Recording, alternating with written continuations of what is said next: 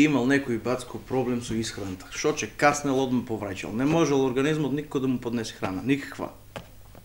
Пробал млеко, житарки, скари, ја не знам, чудно ми е скара како можел да не поднесе, али не е битно. И отишол на лекар. И докторот му вика, баце сото вечаре, нема никакво, че фаниш од утре натки, че јадиш со газот, че се сериш од устата. Како бе, докторе, ништо, пробај, инче нема леко, оди од тебе се, што да ти кажам. И пробал ве, и после 2 недели му вика, знаеш да дојдеш на контрола. Пробуе, му тргнало на човекот, вајде убаво. После 2 недели, на вратата ки докторот, добар ден, кој си ти? Ами вика, јас сум од пред 2 недели, вика, што дојде со проблемот. Му вика, како знаеш, арам? Ами вика, супер, знаеш, и вака си дзензаон цело време. Ами шо дзензаш? Ами знаеш, на контрола дојде, знаеш, радосен со него. Мораш, шо дзензаш му викаш? Ами вака мастика,